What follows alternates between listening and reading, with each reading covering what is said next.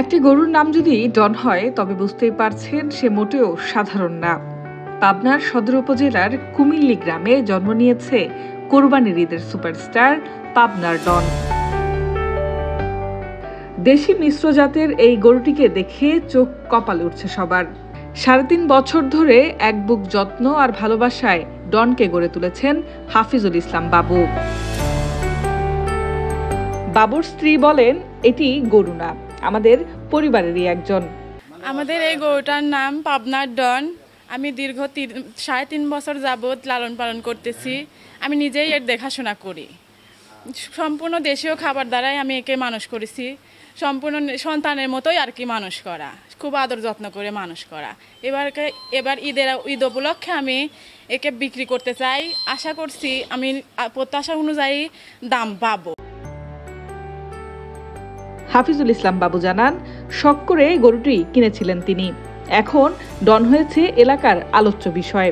এই গরুটার লালন পালন আমি করি, ওই ঘাস পাতার খের ভুসি এইগুলো খাওয়াই। গরিব মানুষ টাকা পয়সা কোথায় পাবো? ধরেন দুবলা গাছ বা পেঁপিয়ার গাছ, এই গাছগুলো খাওয়াই, তাছাড়া কোনো খাওয়া হয়নি। ধরেন এখন এইভাবে করি, আর ২-৩ বছর ধরে গরুটা লালন পালন করতেছি। এবার ছাড়িয়ে দেওয়ার নিয়ত করেছি। দেশি খাবার খেয়েই বড় হয়েছে পাবনার ডন। তার বিশাল দেহ আর শান্ত স্বভাব মুগ্ধ করেছে সবাইকে। চাকরির পাশাপাশি সে অনেক শখ করে গরুটা লালন পালন করেছে, অনেক পরিশ্রম করেই লালন পালন করেছে।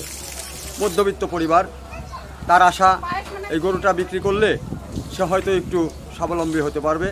এই গরুটার কোনো হৃদয়বান ব্যক্তি থাকলে আমার সঙ্গে যোগাযোগ করে গরুটা নিতে পারেন। প্রতিদিন শত শত মানুষ ভিড় করছেন এক ঝলক ডনকে দেখার জন্য। আশানুরূপ দাম পেলে এবার কোরবানির ঈদেই নিলামে উঠতে পারে পাবনার এই ডন। এই যে মিতু, এশিয়ান টেলিভিশন।